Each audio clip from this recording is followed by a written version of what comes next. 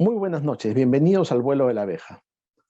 El día de hoy tenemos un programa especial. Vamos a compartir con ustedes un documental muy importante producido en España por la productora Salud Media Comunicación.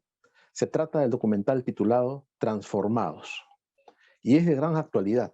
Como ustedes saben, desde hace unos años se ha venido a llamar, por insistencia de la progresía mundial, al mes de junio como el mes del orgullo. ¿Orgullo de qué? Orgullo LGBT más y siguen muchas letras. Es decir, de la imposición de la agenda gay o de la agenda de la ideología de género. Esto termina en marchas, en propaganda, en que las grandes corporaciones se pintan de los colores del arco iris, pero detrás de todo esto no está la gente común y corriente que tiene una tendencia homosexual en su vida, a la cual respetamos. Detrás de esto hay un tema ideológico, un tema de propaganda y hay un gran negocio. Y no solamente esto, sino que este tema ideológico pone en peligro la vida de muchas personas.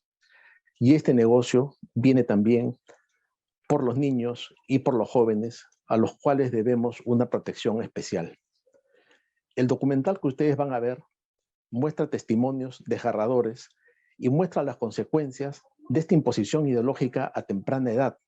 En muchos casos vamos a ver cómo la gente se somete a operaciones luego irreversibles, cómo la gente consume hormonas que le transforman la vida y cómo estas transformaciones muchas veces no tienen vuelta atrás.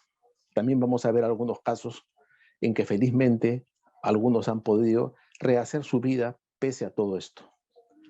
Recuerden ustedes, detrás de esta propaganda hay una ideología y esta ideología está asociada a un gran negocio. Hay que proteger a los niños, proteger a los jóvenes. Ese es un deber. Aquí en La Abeja hemos asumido el compromiso en proteger a la familia, en proteger la vida y en proteger la libertad. Esos tres pilares están en peligro cada mes de junio cuando se nos impone esta agenda perversa que pretende arrebatarnos la libertad, sobre todo de los niños y de los jóvenes. Vamos a ver Transformados.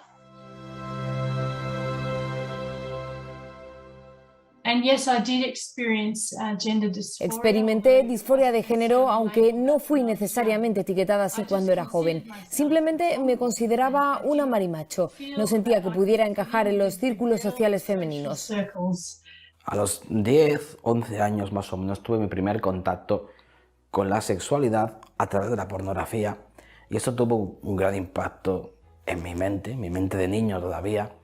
Y recuerdo que lo primero que experimenté fue mucha curiosidad por la anatomía masculina.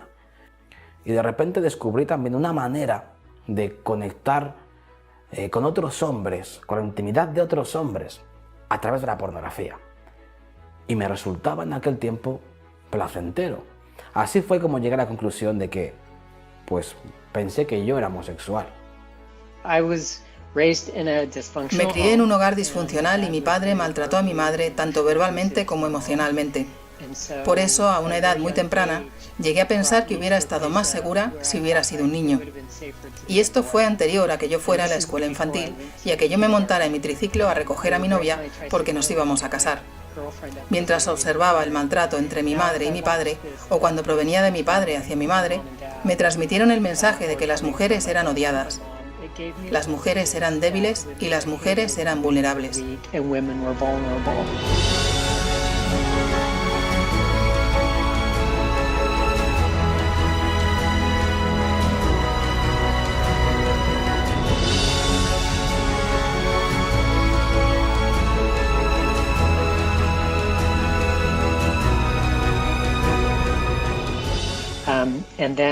Y luego, a medida que seguí creciendo, esa sensación de querer ser un chico nunca me abandonó y empecé a tener fantasías acerca de tener novias. Después, entre los 10 y los 12 años, sufrí abuso sexual por parte de un miembro de la familia, lo que reforzó la idea de que las mujeres son débiles. Las mujeres son odiadas y las mujeres son vulnerables. Luego, durante la escuela secundaria, aún tenía deseos de ser chico. Fantaseaba con tener una novia. Y cuando tuve 16 años había comprado un coche y comencé a tener una doble vida. Solía salir y decir a mis padres que iba a un cierto lugar cuando en realidad tenía una cita con una chica y con ella me hacía pasar como un chico. Y entonces a los 19 años no pude sobrellevarlo más y me desesperé mucho en torno a esto. Pensaba y sentía una cosa, pero cuando me miraba en el espejo me decía otra. Así que finalmente comencé con las hormonas y me cambié el nombre y empecé a vivir como un hombre. Soy de Venezuela. Diría yo que mi infancia fue un poco bastante difícil. Desde los 5 años, desde que tengo uso de memoria, realmente llegó 5 años, pero creo que fue desde antes de eso, yo experimenté abuso sexual por parte de alguien cercano a la familia. Fue abuso sexual desde los 5 hasta los 12 años. Aparte de eso, mis papás se divorciaron cuando yo tenía 7 años. Mi papá desde muy pequeño me rechazaba porque yo era muy amanerado. De todos mis 4 hermanos, de los 4 que somos, en ese momento yo manifestaba amaneramiento, yo jugaba con muñecas, yo no quería cosas agresivas y mi papá me rechazaba directamente por eso. Así que desde los 12 años ya yo estaba realmente acostándome con muchísimas personas. A los 15 años ya yo estaba prostituyéndome, de hecho, y para mí estaba bien, porque ya me gustaba el sexo con hombres. Entonces, si aparte de gustarme, estaba recibiendo dinero por eso, entonces era como un negocio. Les confesé que yo era homosexual. Ella me dijo, hijo, es que si tú nunca hubieses sido abusado sexualmente en la infancia, ¿serías tú homosexual? Y yo nunca me había hecho esa pregunta. Y yo dije, yo no sé la respuesta a eso, pero yo acepto hacerme la pregunta. Esto, quizás si yo nunca hubiese sido expuesto al sexo y al placer con hombres desde tan pequeño, tal vez yo no estaría acá. Tal vez yo no tuviera esta atracción por hombres. Y eso ahí como que fijó ese antes y después entre una atracción por el mismo sexo y una atracción indeseada por el mismo sexo. Entre mi padre y yo no llegó a establecerse nunca un vínculo padre-hijo estrecho. Eso repercutió en mí, no solamente en mi relación con él, sino con mi relación en general con todo el mundo masculino. Yo, por ejemplo, odiaba los deportes, las peleas, el contacto físico con otros niños, con otros chicos, porque en realidad no sabía. Me sentía torpe, me sentía inferior a los demás. Hice amigos gays, salía a sitios gays, todo era gay, porque era dentro de ese ambiente donde me sentía cómodo. Fuera volví a estar como años atrás en el instituto. Yo encontré incluso chicos de los que me enamoré, tuvimos relaciones estables de años, y ambos conocíamos a nuestras familias. Mi familia les conocía, aceptaba mis relaciones, y sin embargo, yo no era feliz. No estaba satisfecho. Seguía teniendo interés en conocer a otros hombres, seguía pensando que podía encontrar algo mejor, una persona que me llenara más. Algo seguía sin estar bien en mi vida, en mi propia identidad. Era más fácil para mí salir con los chicos que con las chicas, pero con el tiempo, en vez de desarrollar mi atracción por los hombres, mi atracción en realidad se desarrolló por las mujeres y quería obtener su atención y su aprobación. Estaba bastante confundida con estos sentimientos de atracción por el mismo sexo y en realidad pensaba que si lo ignoraba durante el tiempo suficiente, simplemente desaparecería. Así que seguí la mayor parte de mi adolescencia como pude, dejando esta atracción al fondo de mi mente. Supongo que tenía unos 10 años cuando empecé a sentirme bastante diferente, sobre todo cuando jugaba a los deportes con los chicos y llevábamos pantalones cortos holgados y camisetas holgadas con el pelo recogido. Sabía y era muy consciente de que las chicas que jugaban dentro llevaban ropa más bonita que yo. Y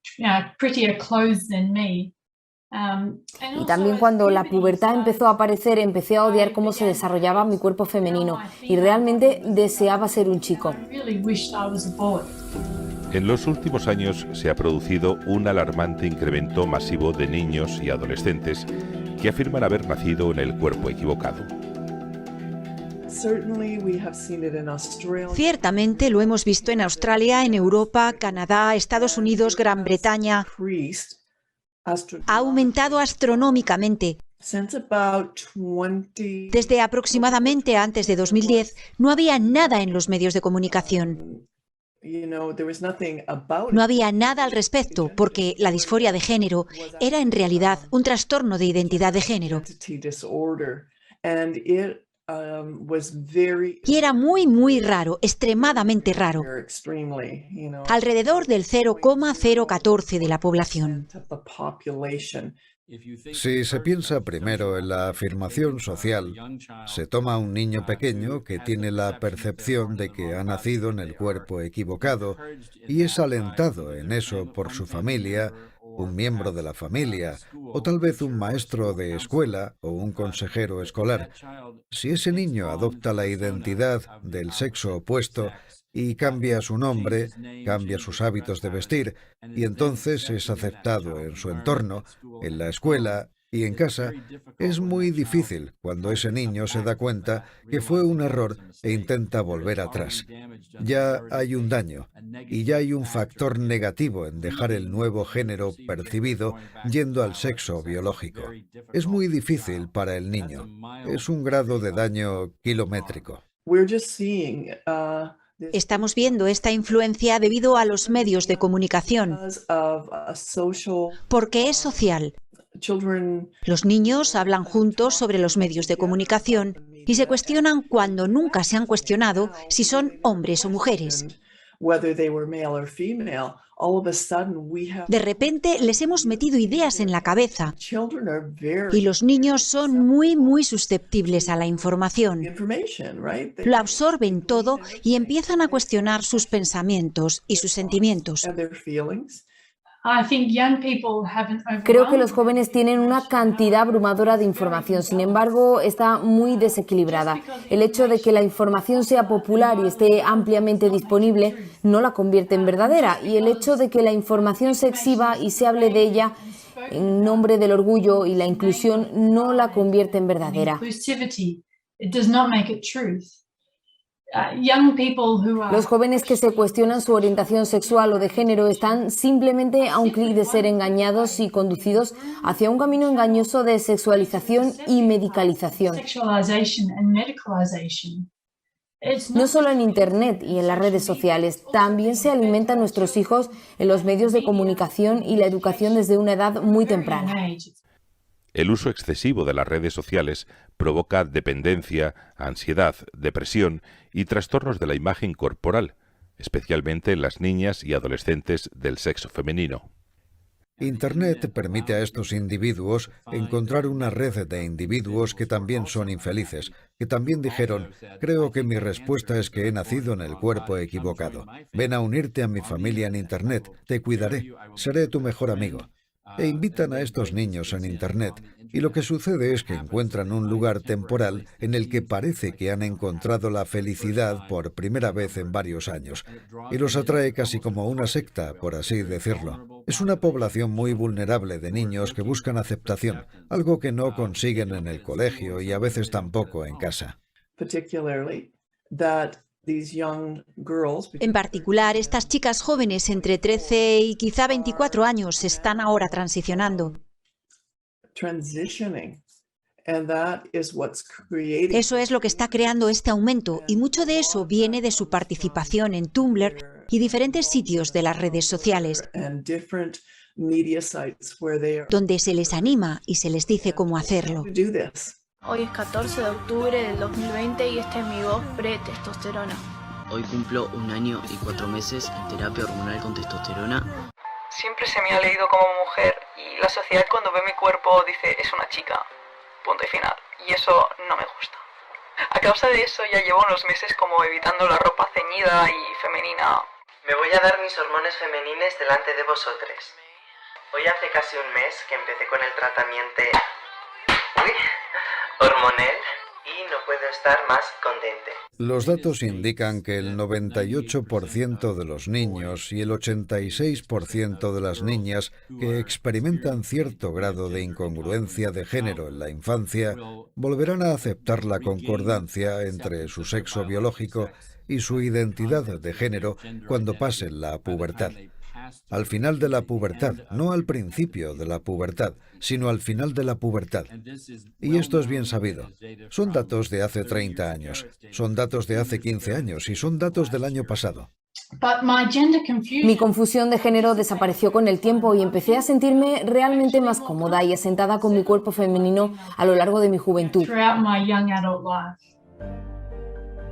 La edición más reciente del Manual de Trastorno Mental, Diagnóstico y Estadística, volumen 5, más conocido como el DSM-5 de 2013, es la guía más utilizada por expertos de todo el mundo.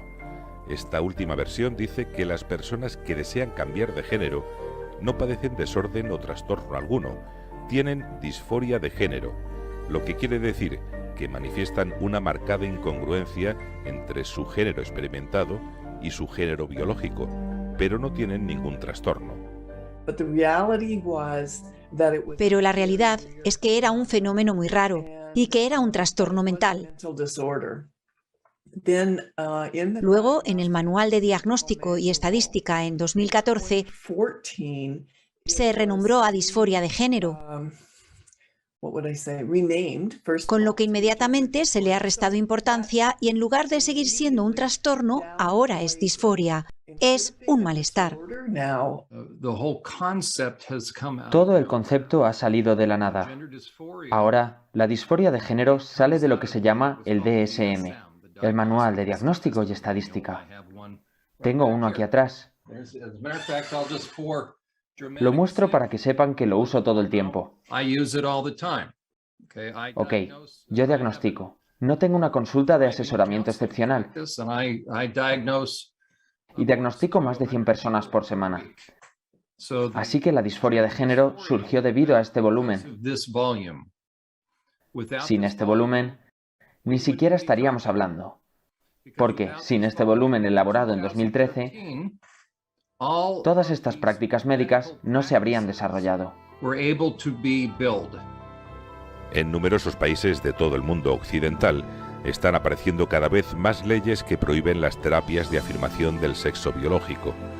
Las intervenciones hormonales y quirúrgicas para hacer la transición han pasado a ser la línea de tratamiento de niños y adolescentes que afirman tener disforia de género. El tratamiento médico es muy perjudicial. Y al detener la pubertad, se detiene todo el proceso de las hormonas de la pubertad que crean las respuestas que el cuerpo biológico está esperando. Un cuerpo biológico masculino espera ver altos niveles de testosterona. Un cuerpo biológico femenino espera ver altos niveles de estrógenos. Cuando eso no sucede, los sistemas no maduran, permanecen inmaduros. El testículo y el ovario no maduran en otros órganos. Los huesos pierden calcio que no se puede recuperar. El cerebro no se desarrolla completamente como se esperaba porque no están las hormonas de la pubertad que corresponden al cuerpo biológico. Así que también el daño se produce a la larga con la esterilidad y la infertilidad debido a la incapacidad del ovario o el testículo para averiguar qué hacer. Y eso no suele ser recuperable. No lo sabemos. Se habla de que los bloqueadores de la pubertad son totalmente reversibles y la respuesta es que no lo son. Estos niños que son tratados con los productos farmacéuticos tendrán que soportar esos productos farmacéuticos el resto de su vida. ¿Por qué? Porque si dejan de tomar las hormonas, ¿qué sucede? El cuerpo vuelve a su género. Así que tienes un cliente de por vida. ¿Puedes imaginar estar en cualquier otro negocio? ¿Cualquier otra industria en la que tengas un cliente de por vida? Cuando a un niño se le dice repetidamente que si no hace la transición se suicidará, y eso es lo que se le dice en el grupo de compañeros, es un ejemplo contagioso. Se llama el efecto del tiempo y es un fenómeno de imitación, así que seguirán repitiendo estas cosas. Esto los padres tienen que tenerlo en cuenta y tienen que presionar por una evaluación psicológica. El niño no necesita bloqueadores de la pubertad. Deben sacar los bloqueadores de la consulta del médico y que ese niño reciba atención psicológica de algún trabajador de salud mental. Cada vez más investigaciones asocian el desarrollo de la identidad transgénero con trastornos psiquiátricos como el autismo y el TDAH. El estudio más importante hasta la fecha, de la Universidad de Cambridge, realizado sobre más de 600.000 personas, revela que las personas transgénero tienen de 3 a 6 veces más probabilidades de ser autistas. Si ya están dentro de la pubertad, no tiene sentido detener la pubertad. Simplemente se inician las hormonas sexuales. Y de nuevo, esto sucede generalmente en la primera o segunda visita en las clínicas, aquí en los Estados Unidos. Pasan por alto la evaluación. Nadie se detiene y pregunta, ¿cómo sucedió esto? ¿Por qué te sientes así? Sentémonos y repasemos tu historia de vida, tu historia de salud mental. Entrevistemos a cada uno de tus padres por separado. Entrevistemos a tus hermanos, a todas las personas que viven en tu entorno social y averigüemos cuál es la dinámica de las relaciones interpersonales. Eso hay que hacerlo en todos los casos. Cuando tenemos un niño que viene con un trastorno alimentario, anorexia nerviosa, eso es lo que se hace. La revista científica PLOS ONE en 2018 publicó el primer estudio sobre informes de padres de adolescentes que habían desarrollado una identidad transgénero después del inicio de la pubertad. Los investigadores concluyeron que el 63% de los jóvenes del estudio habían tenido uno o más diagnósticos de trastorno psiquiátrico antes de anunciar que eran transgénero. Casi la mitad se había autolesionado y el 50% había sufrido algún evento traumático en sus vidas, tales como el divorcio de sus padres, ser acosados o un abuso sexual. Más del 80% de los adolescentes eran chicas. Eso es exactamente lo que la investigación muestra. Que cada niño o adolescente con disforia de género tiene al menos un diagnóstico de enfermedad mental. Y muchas veces no son diagnosticados, a menudo es un trauma. Pero se trata de niños vulnerables que, en mi opinión, están en el punto de mira, son el objetivo y porque son vulnerables con frecuencia son el blanco social de la violencia. Pasé 11 años como parte del personal de psicología en el Departamento de Correcciones de Pensilvania. Comencé el primer programa de tratamiento intensivo del país en confinamiento solitario de larga duración. Y por lo tanto, en este ambiente acumulé más horas de contacto clínico y son algunas personas realmente malas las que están allí. Algunos hombres que cortaron los cuerpos de las mujeres, ya sabes, están ahí dentro. Así que he trabajado mucho con depredadores sexuales y luego hice los tratamientos a delincuentes sexuales durante años. Todavía me dedico a tratar a delincuentes sexuales. Si soy un depredador sexual, ¿a quién crees que quiero dirigirme entre todos los niños que hay? ¿A los niños que dicen, ah, ¿qué estás haciendo? Aléjate de mí. O a algún niño que no pueda entenderlo. Así que los que no pueden entender su propia intuición y sus propios límites son aquellos niños que ya han sido abusados sexualmente. Tienen dificultades con sus límites sexuales. Y los niños que están en el espectro del autismo, ellos son blancos fáciles. Según el último informe de violencia viral realizado en España, el 20% de los adolescentes de 15 años en la actualidad ha sido víctima de acoso y abuso sexual online. La organización Child Rescue Coalition advierte que más de 750.000 depredadores sexuales circulan por Internet extorsionando a niños para producir pornografía infantil. 1 de cada 10 menores envía mensajes, fotos o vídeos de contenido erótico y sexual personal a través del móvil por las redes sociales. Si tienes un niño de 10 años, si tienes una niña que te dice que a los 10 años se dio cuenta de que era bisexual, te diré lo que le pasó a esta niña. Alguien estaba preparando a esta niña. La introdujeron en la pornografía. Luego la introdujeron a ese concepto adicional de homosexualidad. Y luego la desviaron a la bisexualidad. Así que estás tratando con una niña que fue sexualmente manipulada y preparada. Y no es de extrañar que ahora esté confundida de género. Gender Mapper es un proyecto internacional que rastrea la aparición de nuevas clínicas de identidad de género. Según los fundadores, han documentado ya más de 300 clínicas de género pediátricas en Estados Unidos. Solo en la plataforma GoFundMe hay más de 39.000 adolescentes recaudando fondos para extirparse sus senos sanos. Les vengo a contar que estoy juntando plata para poder hacerme una mastectomía doble y estoy buscando premios porque voy a hacer una rifa. Próximamente me voy a hacer una mastectomía, así que quiero hablarles sobre esta operación. La mastectomía es un procedimiento quirúrgico para extirpar la mama completamente de esta zona. Como cada persona de su cuerpo puede hacer lo que quiera, yo voy a agarrar y me voy a extirpar estos senos horribles que tengo. He diseñado 3 modelos de camiseta y 3 modelos de tote bags para la campaña de mi mastectomía y he decidido hacer un sorteo por toda la buena acogida que ha tenido esta campaña. Según mis datos, de mis trans, por ejemplo, hace 30 y 25 años, la edad promedio de nuestras trans que venían a operarse era de más de 45 años. Hoy tienen menos de 21 años. Las cirugías de extirpación de órganos genitales, también llamadas de reasignación o de cambio de género, dependiendo del centro y de los casos, cuestan entre 9.000 y 24.000 euros y en numerosos países actualmente las cubren los seguros de salud. ¿Cómo preservar los órganos? Quiero decir que si se realizan aproximadamente 1,5 millones de cirugías transgénero en el mundo al año, ponemos un mínimo de 1 millón de órganos en la basura. Órganos masculinos, testículos, ovarios y úteros ahí. Mi objetivo es crear un banco internacional y después usar estos órganos después de quitarlos para otras personas que están buscando esto. Cada vez salen a la luz más jóvenes arrepentidos de su proceso de transición, pero en numerosas ocasiones sucede cuando la cirugía ya ha extirpado pechos, ovarios, útero, testículos o genitales. Pero una de las peores complicaciones, una de las más malas complicaciones, que es muy difícil de tratar, es si se arrepienten. Si a una persona le pesa la transición quirúrgica de un género a otro.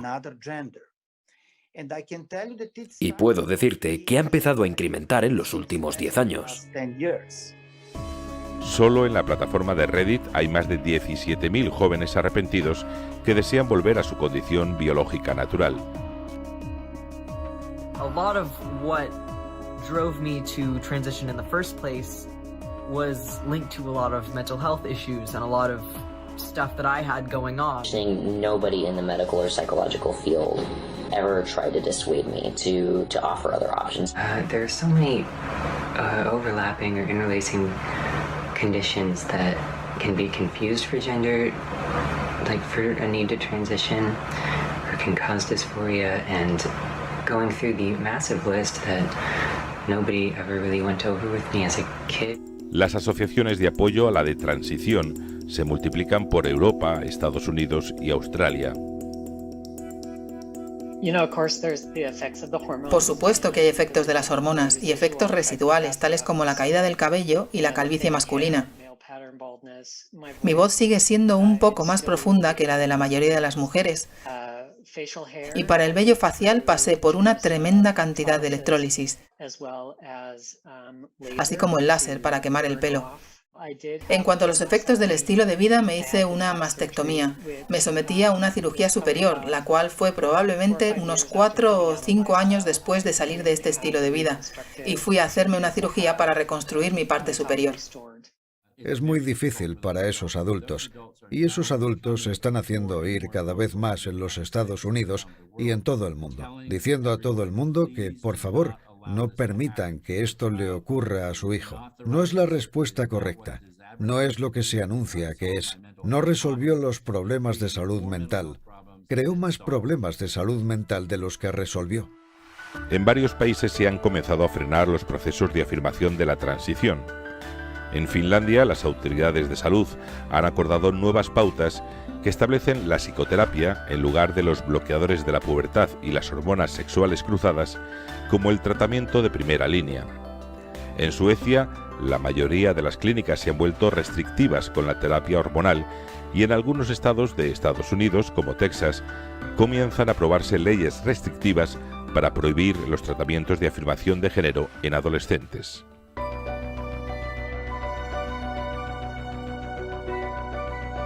Numerosas publicaciones científicas constatan un mayor riesgo de problemas de salud entre las personas del colectivo LGTB, como es el cáncer de piel, los tumores por infecciones virales, el SIDA, la obesidad y la diabetes.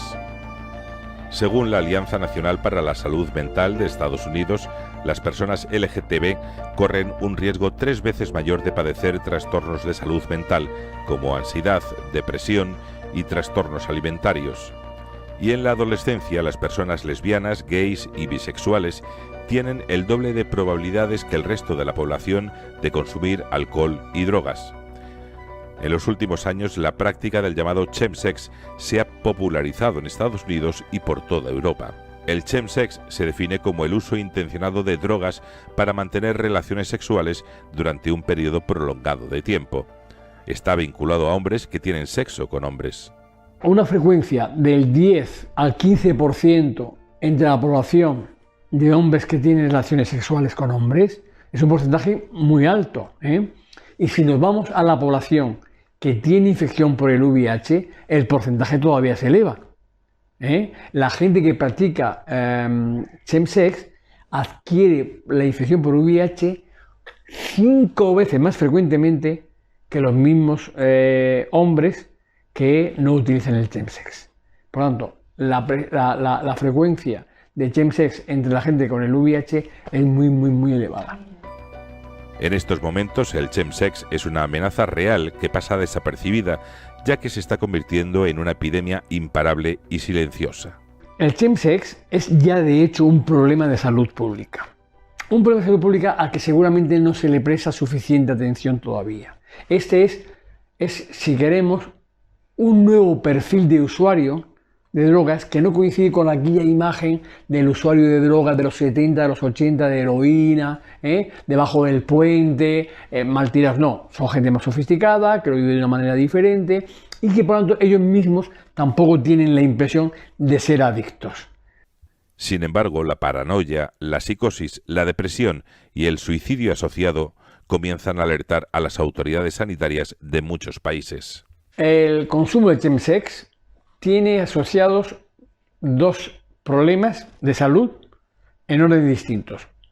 El biológico, médico y el psicológico. A nivel médico, ¿cuáles son los principales problemas? La adquisición de infecciones. Y ahí hay que sacar el VIH y todas las demás enfermedades de transmisión sexual o que se transmiten por vía sanguínea, porque formando parte del chemsex puede haber también el consumo de drogas parenterales, de drogas intravenosas, y eso permite la transmisión de los virus de la hepatitis y de los virus de transmisión sanguínea. Pero luego además el consumo repetido de drogas, como todas las adicciones, lleva asociados trastornos psicopatológicos en las personas que lo consumen. Yo nunca me he drogado, ni he fumado ni siquiera. Y bueno, era un chico que tenía relaciones largas, de años, estables. Y había más conocidos que también eran como yo. La pornografía, como pasa en la vida de muchos hombres heterosexuales también, me acompañó durante muchos años. Incluso cuando yo tenía pareja estable, seguía necesitando consumir pornografía.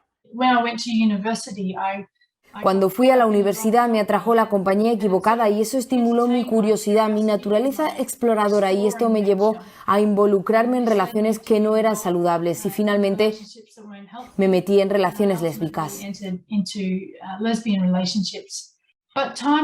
El tiempo me reveló que no estaba satisfaciendo la necesidad que realmente ansiaba. De hecho, comencé a experimentar una ola de relaciones promiscuas que parecían decepcionarme y atraparme continuamente. Y en mi desorden yo también los defraudé, y la vida gay no parecía ser tan divertida después de todo. Mi búsqueda del alma gemela me hizo sentir profundamente herida, decepcionada y sola. Yo me había aceptado como gay cristiano. Ya yo había estado expuesto a una teología que hoy día considero más bien herejía, disculpa el que se ofenda, pero decían cosas como, bueno, Jesús dice, ama a tu prójimo como a ti mismo, y prójimo es prójimo aunque sea hombre. Y yo decía, bueno, eso es lo que me pasa a mí, yo amo a mi prójimo, pero mi prójimo es hombre. Decían cosas que Jesús nunca condenó la homosexualidad, cosas por el estilo, pero que al final lo que buscaba era alinear lo que sentía, alinear la palabra a lo que sentía. Entonces era un tema de acomodar la palabra para que se ajustara a lo que yo sentía, y en mi esfuerzo de tratar de hacer las paces entre lo que creía y lo que sentía, decidí aceptarme como gay cristiano, pero yo sabía que eso no era, porque al final de cuentas seguía en la misma situación, seguía estando adicto a la pornografía, a las aplicaciones, al sexo, todo. Pasaron los años, me convertí en un hipócrita, me convertí en esa persona que dice, bueno, ya, sí, yo cambié, yo decidí por Cristo, yo ahora entiendo lo que dice la palabra, y de mí no me gustan los hombres, ya yo no ando en esas cosas. Era mentira. Yo salía de la iglesia y yo me iba a acostar con hombres, yo salía de la iglesia y iba a ver pornografía, iba a hacer cualquier cosa, y luego volví el domingo de nuevo con mi cara bien lavada, tratando de ser un buen cristiano.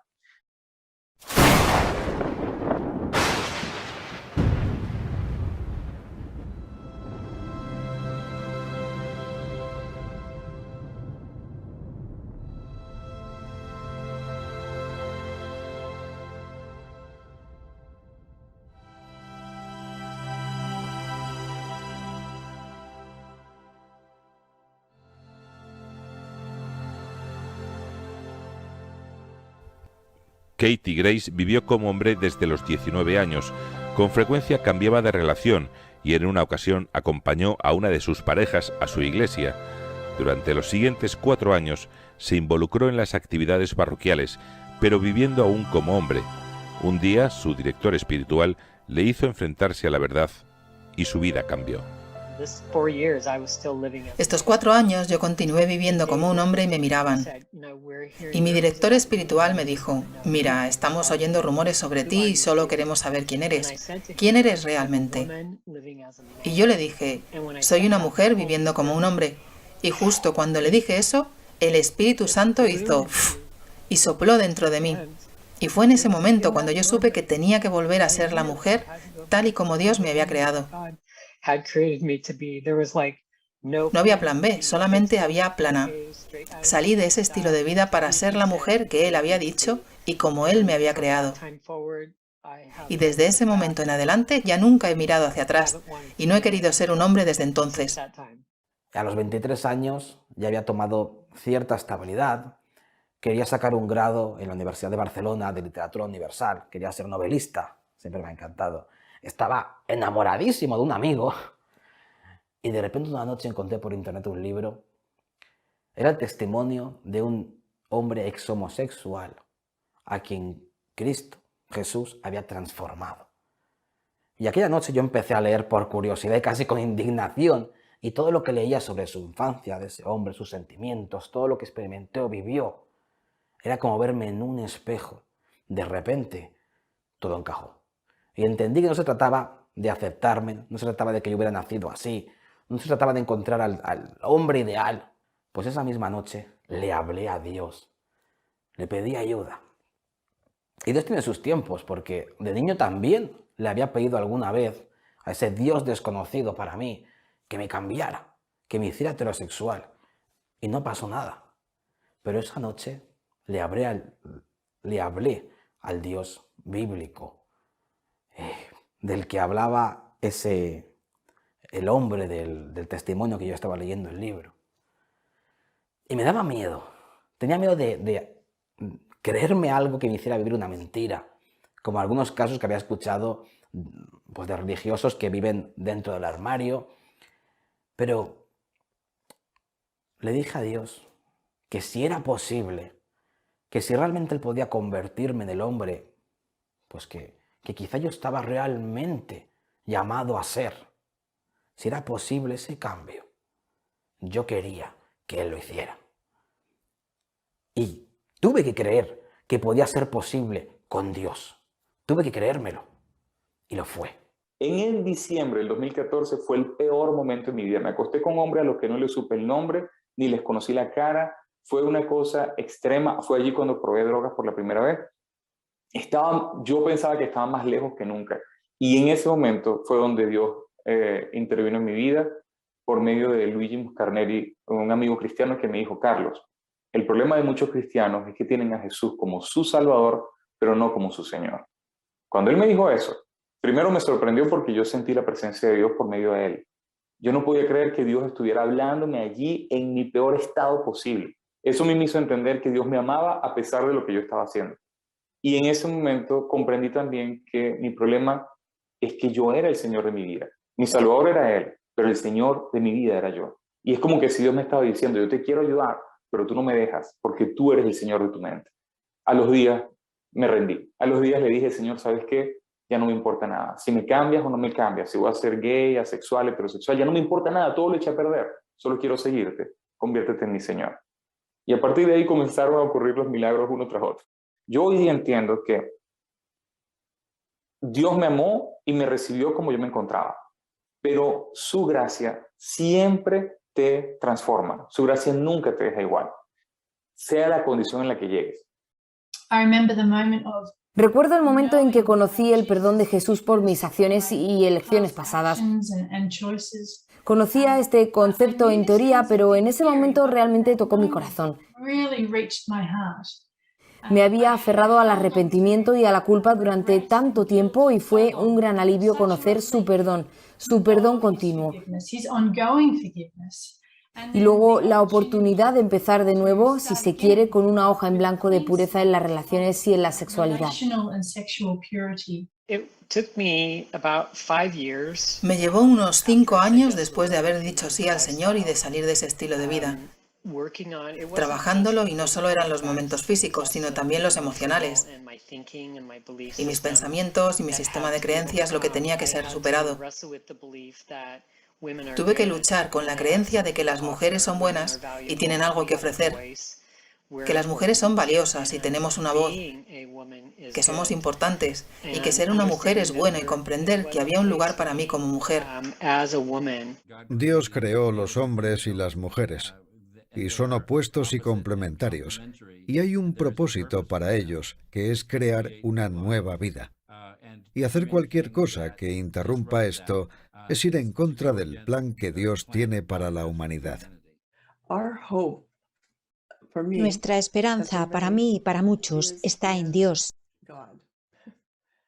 Y creo que hemos sido creados hombre y mujer. Y eso justamente lo afirma la biología. Pero la esperanza que tenemos es cómo rezamos por nuestros hijos, sin importar la dirección que tomen en la vida. Mi hijo mayor estuvo llevando una vida gay durante 11 años y lo dejó porque no le gustaba en lo que se estaba convirtiendo. Empecé a verme a mí mismo de otra manera, a aceptarme realmente como hombre. Acepté que no tengo que ser como otros para ser hombre. Lo soy tal como Dios me ha creado. No tengo que ser un boxeador, no tengo que ser un futbolista, un atleta. Y ganando seguridad en mi propia identidad, empecé a relacionarme también, a crear relaciones sanas con otros hombres heterosexuales. Así que al llegar a Cristo, para mí fue muy liberador poder relacionarme con otros hombres heterosexuales, poder sentirme uno más de ellos, y eso fue clave. Y después, cuando me asaltaron dudas, miedos, porque llegan miedos, ya que todo el mundo, todo tu entorno, familia, los medios de comunicación, los supuestos profesionales de este país, te dicen que no es posible cambiar la sexualidad, que te vas a hacer daño, que no te va a ir bien. Entonces, cuando todas esas dudas venían de mi mente, fue clave verme como Dios me ve, como el hombre que Él creó, que Él planeó desde el principio de la creación que yo fuera. Cambiar no es imposible, tú puedes cambiar, pero realmente tienes que quererlo. Si mantienes un pie buscando ese estilo de vida, si mantienes un pie con tus amigos LGTB, no puedes, no funciona. Ambos pies tienen que estar en la verdad. Tienes que ver a Dios, tienes que querer la verdad, tienes que bañarte en la verdad. Y voy a ser honesta, hay partes que fueron difíciles, fue duro. Sin embargo, soy libre. Ahora la paz, la esperanza, la alegría que tengo de vivir todos los días como Dios me creó es tan valiosa. Soy tan libre de tantas cosas que la lista es larga. Y tú puedes tener eso también. Puedes tener eso también. He experimentado más seguridad y estabilidad y felicidad de lo que jamás podría haber imaginado. Hace 15 años no me veía felizmente casada con un hombre y mucho menos teniendo mis propios hijos, pero ahora soy la prueba viviente de que ese cambio es posible. No solo en mi orientación sexual, no solo en la mejora de mi salud mental, sino también en mi deseo de ser mamá y de querer serlo. Me encanta y es increíble que Dios pueda cambiar los deseos de tu corazón. Tuve una relación con una muchacha que no, fue un desastre. Pasé como 3 años de nuevo solo, disfrutando de mi relación con él, sanando, renovando mi mente, enfocado en él. Y en un momento dado, el Señor me dijo, yo te voy a dar a alguien que tiene su identidad en mí y que va a saber reconocerme a mí en ti. Y al mes conozco a mi esposa. 5 meses y medio y ya nos habíamos casado. Y fue una relación, primero una atracción espiritual, fue con reconocer a Dios en el otro, luego una conexión emocional. Y el primer beso, porque no nos dimos ni un beso, el primer beso nos lo dimos en el matrimonio. Y eso fue algo que yo nunca había experimentado, tener una relación en ese orden, espiritual, emocional y físico, luego en el matrimonio. Hoy, como hombre heterosexualmente casado, puedo comparar lo que vivo ahora con mi mujer, con lo que viví en el pasado con mis parejas de sexo masculino. Y pues para mí no tiene punto de comparación. Ahora me siento realizado como hombre, como marido, como padre. La confianza que tenemos, la mutua satisfacción que experimentamos, todo es muy diferente.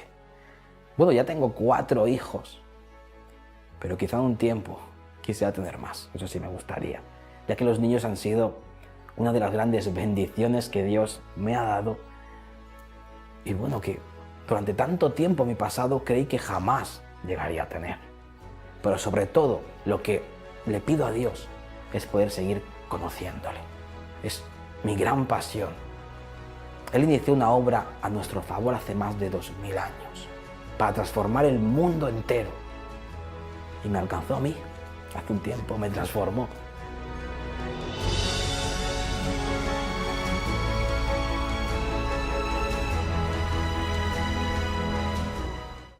Bueno, ustedes han visto el drama que muestra este documental. Se ve la realidad, se ve lo que ocasiona esta propaganda que muchas veces confunde a los jóvenes. Yo les invito y los invoco a compartir este programa con todos aquellos que tienen hijos adolescentes, hijos jóvenes, sometidos a esta propaganda, sometidos a este permanente bombardeo ideológico que quiere imponer esta agenda LGBT. Hay que tener mucho cuidado porque no se trata de un desarrollo normal, se trata de un tema ideológico, de una agenda ideológica que se está imponiendo. Han visto esos casos que muestra el documental de una manera tan dramática. Eso ha sido todo por hoy. Nos despedimos hasta el próximo miércoles, como siempre, por BHTV, por la Abeja TV y por nuestras redes sociales. Muchas gracias por su compañía.